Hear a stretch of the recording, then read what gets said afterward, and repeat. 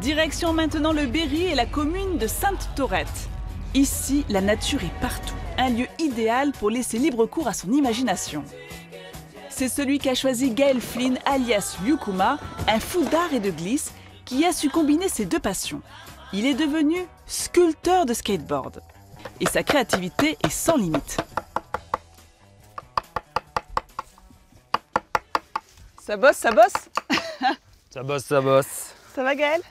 Salut. Tu vas bien? Je vois que Kuma est toujours à côté de toi. Oui, toujours, toujours. Ça va toi? À l'ombre, mais à Ça côté. Hein, tu veilles sur ton maître, hein? T'es toujours là toi hein. Alors tu travailles sur quoi? Je travaille sur une planche massive. C'est un petit cruiser, c'est une planche de balade. Ah, là, tu fais de la sculpture sur ouais, bois. là je fais la sculpture. Donc j'ai sorti le shape, la forme. Ouais. Je l'ai toute dégrossie et puis là je m'attaque au plus fin. Ah là là, c'est Donc un là, on est travail de plutôt pas mal. dentelle. Ce que tu es en train de nous faire encore. Au départ je suis un skater, enfin je reste skater. Et voilà, j'ai allié le travail du bois, la passion pour le bois avec ce sport que j'adore. Qu'est-ce qui te plaît dans le bois justement?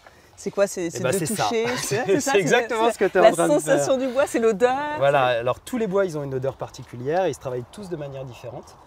Il y a aussi quelque chose de vraiment très agréable. Tu vas t'en rendre compte de par toi-même parce que tu vas prendre ça dans tes mains. Avec plaisir. Voilà. Et tu vas faire comme je te dis, c'est-à-dire tu passes juste ton outil. Tu voilà. passes juste, hein, genre c'est évident quoi. Tu passes juste ton outil comme ça. Avec la gouge. Et tu vas comprendre ce que ça fait comme sensation. C'est-à-dire on a vraiment l'impression de rentrer dans la matière. Je fais n'importe où. Alors tu prends ton... Voilà. Comme ça. Tu prends ici, c'est cette main-là qui va guider. Ouais. D'accord?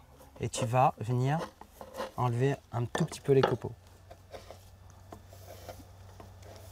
Attends, je ne dois pas bien guider. Ah, je vois. En fait, c'est marrant parce que le bois, c'est dur et en même temps, c'est assez... ça se travaille facilement. Alors, quand tu sculptes, en fait, c'est pas le bois qui est forcément dur qui va être difficile à sculpter. En fait, c'est le bois qui a beaucoup de fibres. Ici, par exemple, tu as de l'acacia. Ouais. C'est un bois, on s'en sert pour faire les piquets en fait, de clôture. C'est un bois qui se fend, Ouais. qui se fend très facilement. C'est un bois qui est très filandreux, donc ça se travaille bien. Mais par contre, si tu passes dans les fibres, en fait, toutes les fibres vont se lever. Tu vas prendre du buis, par exemple, qui est un bois très dense, voilà, qui a peu de fibres. Ça se travaille très très bien. On a l'impression de travailler un peu comme dans du beurre.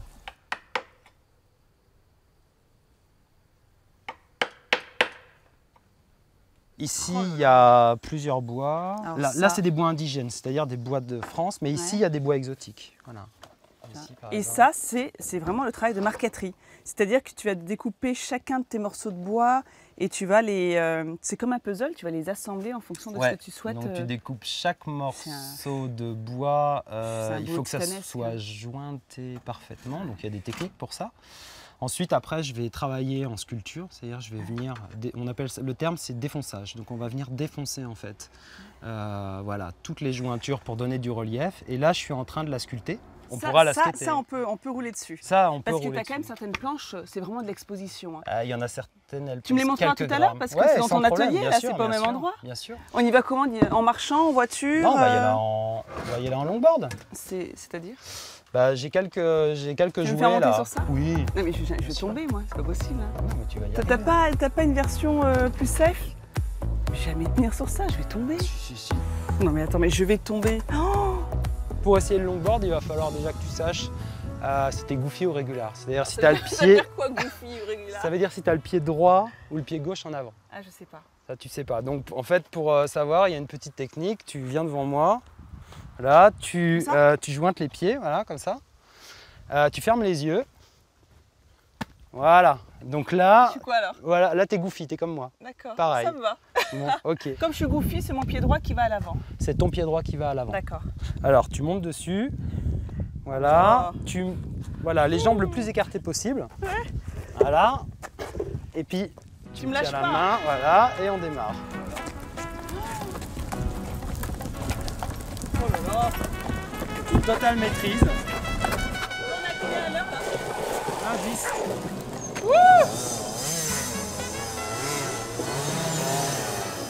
Allez, pied à terre. Voilà, on est arrivé. Waouh, waouh, waouh. Qu'est-ce que c'est magnifique. Oh, c'est beau. Qu'est-ce que c'est beau. Oh, c'est l'antre du dragon ours. Oh, j'adore. Ah, mais c'est des styles complètement différents. Là, on dirait de la... C'est quoi? C'est de la sérigraphie? C'est comment? Alors ça, c'est des photos que j'ai faites quand j'ai voyagé. J'ai beaucoup voyagé pendant 8 ans. J'ai un copain, ça serait un peu un binôme.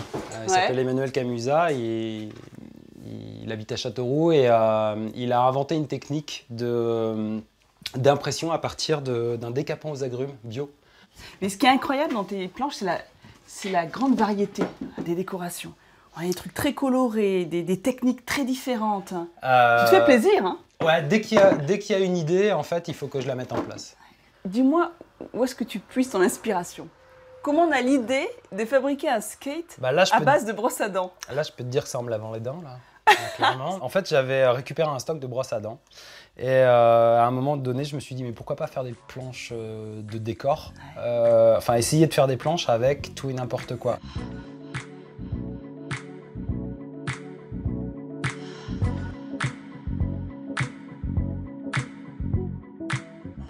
Tu as voyagé un peu partout dans le monde, tu as eu plusieurs vies professionnelles, tu n'as pas toujours été dans ce milieu-là. Non, c'est clair. Donc tout ça, je pense que ça sert. Avant, je faisais du meuble, j'ai fait de la sculpture, j'ai fait de la sculpture sur d'autres choses, etc. Et maintenant, c'est clairement, en fait, mes passions, c'est-à-dire la sculpture, la création, le skateboard et aussi l'endroit. C'est-à-dire, il y a une espèce d'osmose maintenant qui s'est créée. Et voilà, tout me plaît. Ouais. Voilà. Là, t'es bien, là. Là, très bien. Là, impeccable. Voilà, il y a les potes skateurs, les skateparks, il y a la rivière. Voilà. Attends, tu es où? On te mettra là. Voilà. Regarde cette histoire. Attends, je vais tomber.